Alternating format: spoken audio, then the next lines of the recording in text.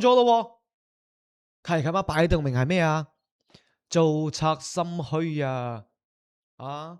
我而家非常之懷疑謝小楠同埋佢而家呢個老公陳海星兩個人夾火嘅，係咁啊？你話係咪啊？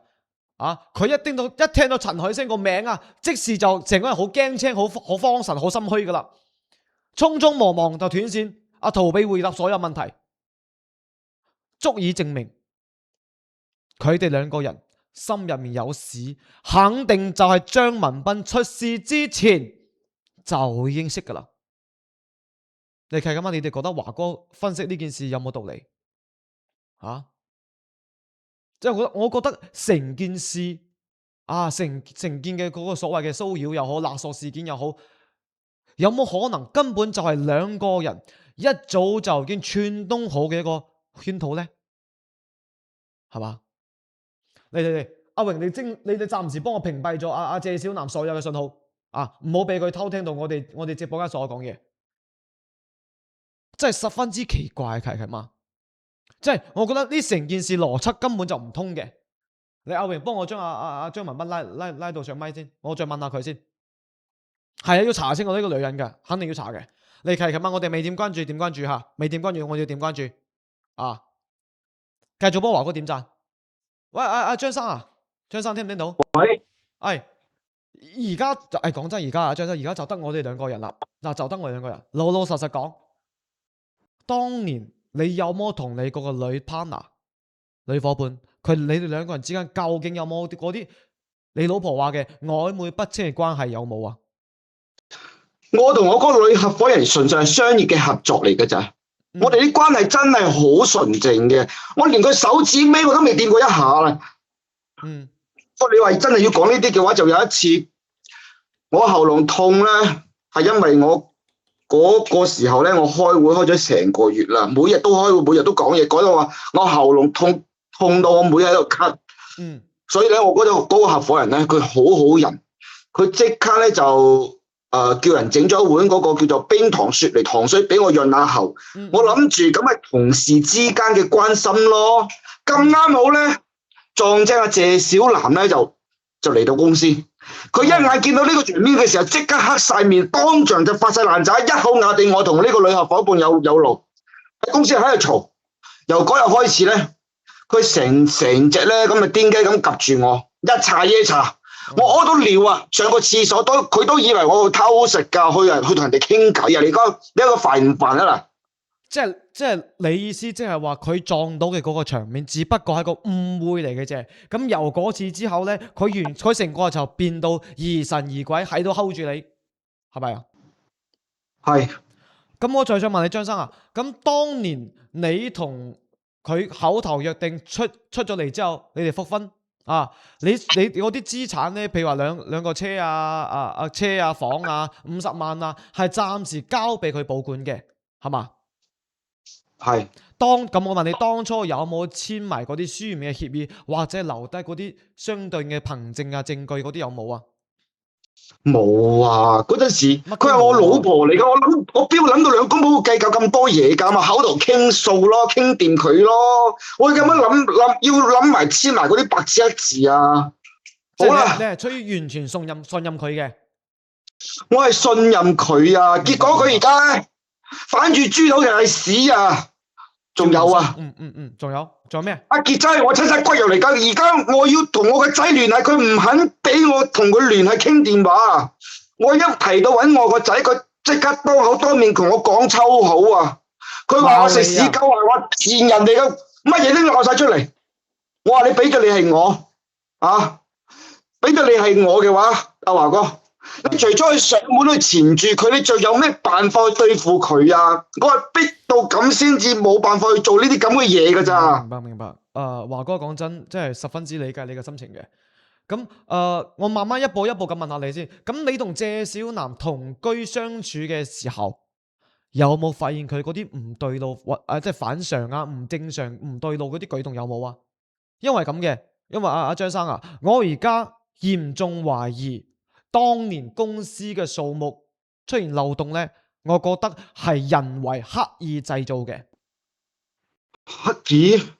係，因為我頭先同你老婆傾嗰陣時，我由頭到尾冇講過數目有咩問題，我只不過問佢係咪喺公司度做財務，佢係咁同我講，佢話佢同公司嘅數目冇任何嘅關係，所以由呢一點我係可以提出相對應嘅質問同埋疑問。我覺得當年嘅數目有問題，肯定就係人為刻意製造嘅。你咁講，嗯，我諗翻少少你好好諗一諗，嘢。你好好諗一諗，呢入面肯定係有漏洞有疑點嘅。如果唔係，無啦啦點會入去坐咧？係嘛？係有一段時間咧，我謝小蘭日日着到成個雀一樣嘅，日日搽到個面咧好似馬騮屎忽咁紅嘅，香水噴到咧濃到咧成個星期都唔散，而且佢着衫咧去打扮自己啦。係啊，着衫越嚟越少布啊，唔係露波就露大髀嘅，所以真係嗰段時間我冇去懷疑咁多嘢，因為我覺得女人貪靚係好正常嘅。但係佢嗰段時間變化實在太大啦，佢經常咧好夜先翻嚟，而且仲有一次，我睇佢手機嗰陣時咧，突然有一條信息彈咗出嚟，佢話咩成功預定酒店乜乜房成功，幾點前要到喎，即係你仲有好出嚟勾佬咯，開酒店喎。係啊，我仲查咗下佢淘乜寶啊，佢上面咧。買埋晒好多啲男人啊，啲3加嗰啲4加嗰啲大尺碼啲衫褲嚟噶。嗱，雖然咧我都係着大碼嘅，但係我啲衫褲唔至於大到可以着啲麻包袋咁嘅款噶，擺明就唔係我嘅 size 啦。所以仲有一件事最離譜嘅就係，我頭髮明明好多噶嘛，我仲要買埋啲男士假髮啊，所以我完全有足夠嘅證據去懷疑佢係呢樣嘢。包括所有嘅嘢都係買俾佢第二個嗰禿頭嘅麻甩佬嚟㗎。我覺得係咯，講真，我想問你啦，張生，當你發現呢啲疑點嗰陣時，你有冇當場去質問你個老婆啊？佢有冇同你解釋過啲咩嘢啊？我即刻兜翻嚟咯。佢話啲大碼衫櫃網上嘅時候落錯 size，本嚟係還賣俾我嘅。佢諗住咧又要退又要運費，費事退啦。佢話第時咧我食肥啲又可以着咯。咁佢話買假髮咧？佢話假髮咧，見我啲頭髮咁長，費事咧次次出去剪親都幾百蚊一次嘅。佢話自己攞嚟練習下，到時幫我剪。咁啲酒店佢又話佢個朋友佢閨蜜同屋企嘅老公咧嗌霎，佢自己想出嚟住，所以幫佢朋友訂咗呢個酒店間房。我當年真係我腦入邊裝晒啲屎啊！我真係乜嘢都信晒佢，佢講乜我信乜噶。佢就算話呢個世界上屎係香，我都信晒佢啊！你信佢，我覺得因為你好愛佢啊！你係咁啊？你哋信唔信啊？吓，買假髮係因為佢想學剪頭髮啊，book 酒店係因為佢幫佢閨蜜 book 嘅啊，買衫買錯 size 係因為覺得費事退，全部都係藉口嚟噶。喂，張生，你咪老實得太交關啊！唔怪得咁輕易俾人呃到啦。唉，我再問下你啊，張生，咁佢而家呢個老公啊，陳海星啊，你識唔識噶？係咪真係身形好肥啊？冇咩頭髮噶，甩晒頭髮，係咪咁噶？冇錯啦，冇錯啦。陳海星呢條友啊，佢化咗膚我認得佢啊。因為佢嘅特徵係好明顯嘅，肥騰騰大肚腩，又要禿頭冇幾條頭髮嘅，啲頭髮咧生埋一邊嘅，要另個頭咧，啲頭髮先至鋪滿成個光頭頂嘅。哦，仲有我知啦，我知咩意思。當年咧嗰條麻甩佬咧就係咧，係我哋公司嘅甲方嚟嘅。當年真係搞到我哋公司雞毛鴨血啊！入去坐就係因為呢一個項目噶。就係因為同陳海星合作，我先入去坐㗎咋。阿華哥，你咁講嘅話，所有嘢都講得通啦。我由頭到尾就係俾佢哋兩個呃咗啊！我俾佢當一戇鳩龜嘅呃咗，俾佢哋奸夫淫婦坑咗啊！但係即係你接翻數學題咁啊！即係咁啱先我講噶啦，我講過噶咯啊！即係唔通真係俾我估中咗啊！即係佢哋兩個人。晨早就識嘅，啊！一早就識噶啦，喺識你之前就識啊，即係喺同你喺埋一齊嗰陣就識咗啦。咁你當初入去坐，我覺得好大機會就係你老婆同埋嗰個陳海星兩個人夾埋串通設分個局氹你入去嘅。華哥，其實我一直都冇放棄過調查呢件事噶。我只不過一直都冇晒頭緒。我而家俾你點醒咗之後咧，我成個人都通透晒啊！我都諗清晒所有嘢噶啦。而家我手上仲有一啲部分資料嚟噶，零零碎碎嘅，你睇一睇，所有嘅記錄都有噶。咩資料啊？你發過嚟俾我睇下先，你發過嚟俾我睇下先。你發過嚟俾我睇下先。呢啲資料我覺得係十分之應該可以坐到，應該坐死佢老婆嘅料嚟嘅。你發俾我先。你發咗未？得啦，發咗啦。好，我望兩眼先。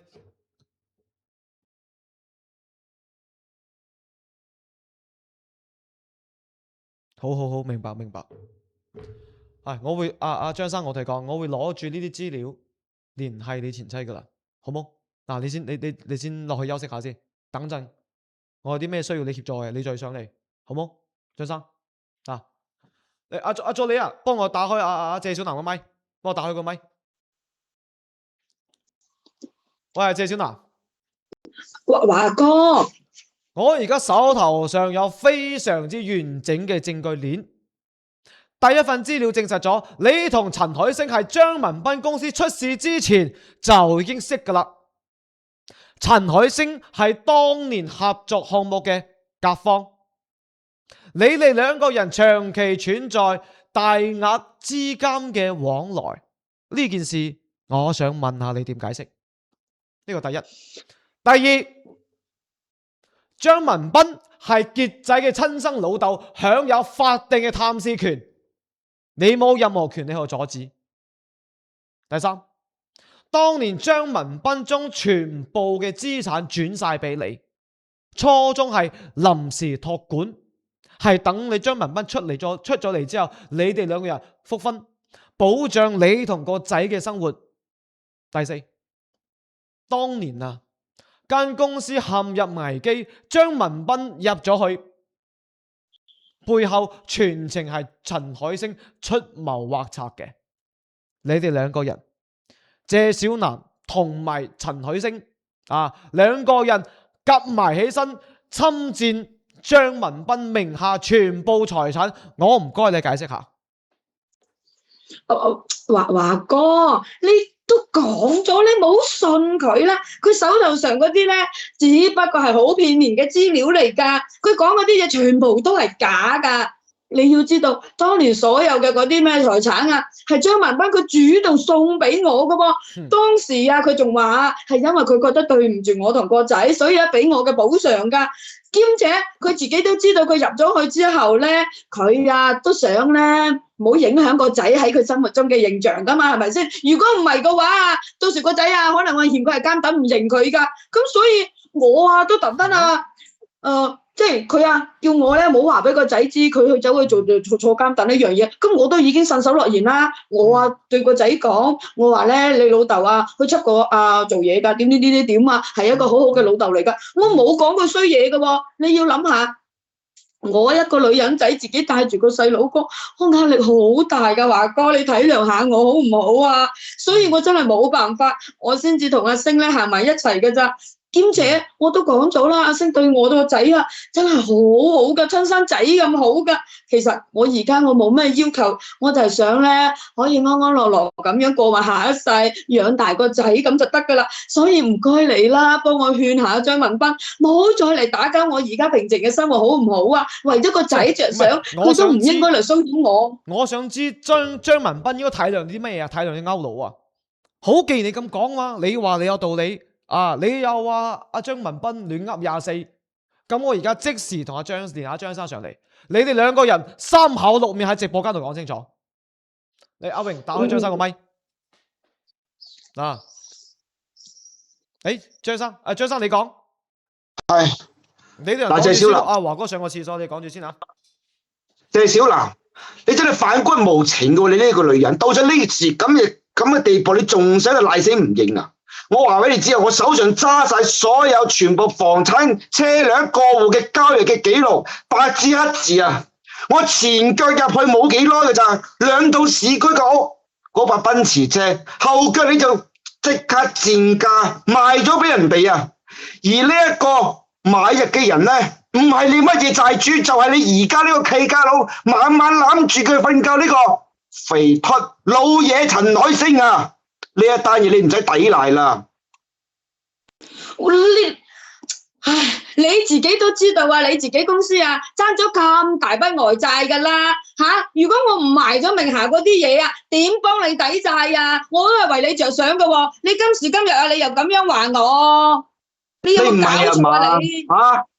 所有證據面前，你都仲喺度抵賴，你真係我都唔知道我哋個仔好似你咁毒嘅阿媽噶喎，你咪人構造噶？咩叫做人構造啊？咁係啊嘛，你要諗下啊！我帶住個仔啊，如果我唔賣咗啲嘢，我點帶住個仔生活啊？你都唔想啊，我同個仔去乞食噶？你好意思咩？啊？2套房產加埋幾百萬噶，嗰頭先落地成60幾萬啦！你唔好以為啊，低價賣俾人哋啊，我就唔知道你搞乜鬼嘢啊！你所有嘢都低於行情嘅價錢噶，呢啲抵賴唔到噶。我所有嘢都有正規嘅完整嘅交易同喺度，你仲想抵賴俾人哋睇係嘛？我都未見過你咁嘅女人嚟嘅。咩嘢啊？咩咁嘅女人啊？我都係為你着想嘅啫喎！你憑乜嘢啊？你啊，仲有啊？你點樣查到我係低價賣呢啲嘢㗎？你算老幾啊嚇？再講啦，就算我低價又點樣啫？如果我唔低啲啊，點會有人接手啊？你咁高啊，邊個要你啊？我當時我都係急住啊，快啲出手啊，幫你啊填咗個筆數啊，先至咩㗎嘛？仲有你啊嚇！你講嚟講去啊，你邊一句啊？你係關心過我嘅？你幾時有真正咁關心過我啊？你日日啊，除咗做嘢就係做嘢啊！你完完全全啊，你都冇陪過我啊，冇關心過我啊！你乜嘢啊？你都唔肯啊，分啲俾我。你而家啊，你居然啊，仲喺度吟吟沉沉喎！我話俾你知啊，阿陳海星啊，比你啊體貼好多啊！佢識得關心我啊，無時無刻啊咁樣啊，知道啊，我呢個作為女人需要啲乜嘢啊？我話你知啦，呢間嘅爛鬼公司咧，早就已經注定啊執笠㗎啦！我啊冇可能啊，帶住個仔啊，跟你捱一世噶喎。我想問下啊，我想問下謝小南啊，我想問下你啊，傑仔係唔係阿張生親生噶？你冇亂啊，24喎，梗係親生噶啦。梗係啊，更緊張做咩啊？口窒窒啊！你夠唔夠膽線下露完線之後咧，一齊去相對嘅權威機構做翻個親咩資格咩定啊？自證清白啦，不如新亞洗師講到啊，我而家非常之嚴重懷疑你啊，分外出圍啊，將財產到你名下之後咧，將張文斌一腳伸走，然之後咧即時同埋陳海星拉埋天窗。我同你講啊，你最好即刻將所有嘅財產俾翻阿張生。仲有啊，張文斌入去小黑屋係咪你2個人故意策劃嘅？你唔講實話，我同你講啊，我一樣可以查到噶。到時啊，我查到之後，我哋就唔喺直播間度講噶啦，我哋就2人面對面嚟講噶啦。可能個位置咧係花廳度，你自己諗啦。你要明白喎，你要明白喎，阿謝小南。既然我可以查到你同嗰個陳海星之間2個大量嘅資金往來之外，我仲可以查到其他嘢嘅。你最好老老實實去交代，我俾晒機會俾佢啦，謝小姐，你唔好啊！我同你講，有台階你都唔落啊！我當初一開始講嘢啦！我講，其實我一開始真係冇諗過要整到阿張文斌入去坐噶。咁啊，陳海星佢一直咧都睇啱佢公司嗰個優質項目，甚至啊出價話1000倍啊去收購，但係點知阿張文斌咧，佢啊當間公司啊係佢自己啊成世嘅心血啊，點都唔講放手喎。咁我亦都唔想啊成世啊同佢捱苦噶嘛。你諗下啦，難得可以翻身致富喎。咁兼且啊，陳海星佢又同我承諾，佢話只要我全程配合佢安排，佢就可以咧就低價咁樣去合併咗間公司。咁以後間公司咪歸我，我咪直接做老細咯。咁我只不過係想同個仔過翻啲人常人嘅生活嘅啫。我知我係一時貪心。你同其他人夾粉合謀，食咗你老公間公司啊？啊？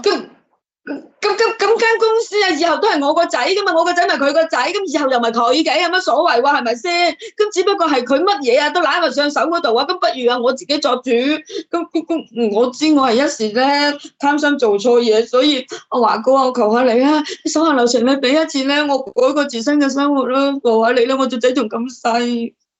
你都好意思啊？求人哋改個自身，俾機會俾你。啊！冇聽錯，你輕飄飄講一句對唔住就搞掂晒所有嘢啊！我嗰2年嘅時間邊個還俾我啊？我入去坐咗2年噶，你諗一句對唔住就帶過去啊？你係發緊夢啊？而家所有證據都擺上台面喺度啦，我都費事同你講咁多嘥口水嘅嘢，你同我聽清楚。我而家講4個條件俾你，你完成嘅話，咁呢件事就係咁過。你唔應承我嘅話，可以啊。我行正規流程，第一個就係你3日之內將2套嘅房產車同埋所有嘅錢財，包括呢個50萬嘅存款，連本帶利還俾我，即刻俾我。第二，即刻帶阿傑仔去做呢一個親子嘅鑑定，驗出係我嘅種嘅話，你以後唔好再喺度阻頭阻勢。如果驗出唔係我嘅，你即刻賠20萬精神損失費俾我。第三，支持。當年咧係我自己傻頭傻腦頂晒所有嘅罪入去坐，嘥咗2年嘅時間，我所有嘅生意啦都斷晒噶啦。呢一筆損失，你對陳海星要一次性賠我30萬嘅補償金。支持。第四，陳海星呢條契弟用啲污糟邋遢嘅手段霸佔咗我嘅公司嘅項目，一定要全部同我嘔翻晒出嚟。折成資產補償俾我，如果唔係，大家庭上見啦。我覺得非常之好，有道理嘅喎，有根有據嘅喎。梗係咁啦，打翻支持。我話俾你知啊，嗰啲房產同嗰啲車咧，我可以還，但係嗰30皮嘅補償同埋公司嘅資產，我唔係話唔俾你，我係攞唔出啊，因為我同阿星而家手頭上冇咁多現金喎。阿星叫得咁親密喎，喂，謝小南啊，當初你貪圖富貴，聯手設計毀人一生啊！你而家張生提出啲咁合理嘅訴求，你冇一味喺度喊窮喎，喊富喊忽喎。阿張生啊，你嘅訴求我聽得非常之清楚，華哥亦都十分之支持你嘅，包括我直播間咁多契妹都支持嘅，全部都係基於佢哋合謀害你、侵佔財產嘅合理賠償。而家雙方協商，睇下可唔可以各退一步啊？張生，我唔會作出最大嘅讓步，但係最多精神損失費減到20萬。車、樓、仔嘅呢個探視權、公司嘅資產呢3樣嘢，少一樣都唔得。嗱，少一樣我都唔會和解嘅，直接走呢個程序啦。好，支持。你俾啲時間我同阿星商量下啦。個房產同個車咧，嗱最多咁啦，我3日之內咧，我一定咧過翻戶俾你。至於你又話嗰啲咧，你覺得個仔唔係你嘅，你想做我都肯去同你做，因為我冇做對唔住你嘅嘢嚟噶。至於公司嘅項目，我叫阿星還翻俾你啦。但係嗰20皮，我可唔可以分1年分期慢慢還啊？得唔得啊？分期得唔得？我唔知道你納晒我啲錢啊，2年啦，1毫子都冇揾過，你真係窮到你折道啊，抵你成世窮啊！分期冇問題。但係要寫書面嘅欠條，陳海星佢一齊簽字擔保。如果你過咗期，逾期都唔肯俾我嘅話，就要加收利息。全部手續今日直播間度。我希望華哥你幫我錄屏去做證，俾我留底。我亦都希望華哥你幫我做一個第三方嘅見證人，喺個我哋嘅協議上簽個字。好，冇問題。華哥願意幫呢個手啊。咁我哋直播間咧全程係錄頻錄音傳底嘅啊。咁好簡單啦，係咁啊。我而家就總結下解決方案。第一，謝小南3日之內要歸還所有嘅房產、車輛，包括埋存款。第二，3日之內同傑仔做埋親咩子鑑咩定。親生子嘅話，保障週末啊。如果係親生子嘅話，保障週末寒暑假嘅探視。非親生嘅話，就要即時賠翻20個俾阿張生。第三，謝小南同陳海星兩個人啊，賠付20萬嘅精神損失費，立分期欠條，陳海星嚟承擔。第四，陳海星歸還吞併嘅公司嘅資產，簽訂轉讓協議。第五，張文斌收齊咗所有嘅資產，辦妥手續，暫時唔報369。如果有違約，即時刑事、民事一齊起訴。謝小南，聽到未？冇啊！我全部都應承，我應承，我所有嘅嘢咧，都會你哋講嘅去辦晒所有嘅手續嘅，你哋放過我啦，所以同你講，我唔想入去啊！謝小南，而家我俾翻機會俾你，渣男3日之內快啲揾埋相對嘅人去將呢啲嘢全部搞好。如果唔係，369見。好嘛？我知，我一定會辦，我一定辦。踢佢落去，阿榮踢佢落去，我唔想同佢咁多嘢講啊！惡毒真係最毒婦人心啊！真係。華哥真係多謝你啊！我真係估唔到呢件事可以得到完美嘅解決。我以為我出嚟之後入咗去坐，出嚟社會到處碰壁，到處咧俾人睇眼色。我估唔到抖音平台上仲有咁正義，幫人哋去解決問題嘅咁嘅主播，真係多謝你，令我大開眼界。呢2年實在變化太大啦，我已經同社會脫咗節噶啦。冇事，所以2年時間加埋你又咁有能力，可以將個公司做得風生水起。我亦都覺得你肯定以後咧喺呢個社會上肯定可以大放異彩嘅。啊，我覺得我多謝你啦，我睇人唔會錯噶，好嗎？加油！多謝你華哥。我而家冇錢拆禮物俾你，我以後多啲盡力支持你。我華哥開直播唔收禮物噶，有心啦，多謝晒。你先保障好自己先，好冇？先保障好自己。我希望以後咧可以同你做埋朋友，因為我覺得你呢個人有情有義啊，又顧家庭啊，好嘛？好啊，等呢件事解決之後咧，我想請你食餐飯啊，希望你可以賞面啊。啊，到時我哋再約，好嗎？冇問題嘅，到時我哋再約，好嗎？啊，好，咁係咁先啦，唔該你。好，拜拜。嚟直播間嘅數學契嘛，又幫人哋解決一件事啦。我哋要點啊？打翻2個字勝利，好冇？然之後我哋呢個位冇充能嘅啊，每個人幫華哥仔充下能，每個人嘅最終充能係303嘅。嚟契嘛，所有人幫華哥仔充下能啊，充下能呢個位充下能啊。所以話直播間嘅數學契嘛，你睇完即係你哋睇完呢件事之後，心入面咩感受啊？啊？個謝小南啊，一個外表柔弱啊，博取全網同情嘅女人，心入面收住乜嘢啊？無盡嘅貪婪，為咗錢財聯手愛人啊，陷害自己嘅老公啊，掏空晒屋企全部家產，仲狠心隔斷咗父子之間嘅親情。不過講真，好在張文斌呢保留咗所有證據，守住自己所有嘅合法權益，所以今日登岸咧都提醒咗所有人，任何事情口頭承諾嘅嘢啊，係咁啊，記得毫無保障噶。遇到任何事情，首先要點啊？保留證據，先至可以保護到自己嘅自身權益，好嘛？所以咁多係咁啊，我哋呢個位啊冇充能嘅，記得幫華哥仔充下能呢個位啊，仲爭600幾，每個人幫我點一下，我就今日就充能達標啦，好嘛？啊，係啦，今日有勝利啦，所以咁多位契嘛，我哋呢個位未點關注嘅，可以點翻關注，好嘛？中意華哥直播嘅，我哋一齊去鋤強扶弱，幫人哋攞回公道嘅，我哋點翻關注，好嘛？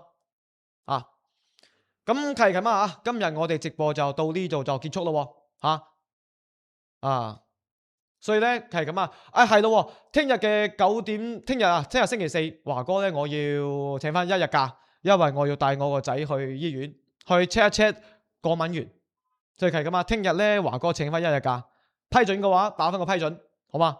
打完批准華哥落播啦，打完批准華哥落播啦，好嘛？聽日我要帶我個仔去醫院吉手指，因為佢過敏啊嘛，所以我要check 下佢過敏源，好嘛？係冇錯，聽日我要華哥休息1日，咁我哋星期5再見，好嘛？批准我打翻2次批准，好冇？都批准係嘛？好啦，咁多位琪琪嘛，你哋12點半啦，差唔多，我哋去食飯啦，好嘛？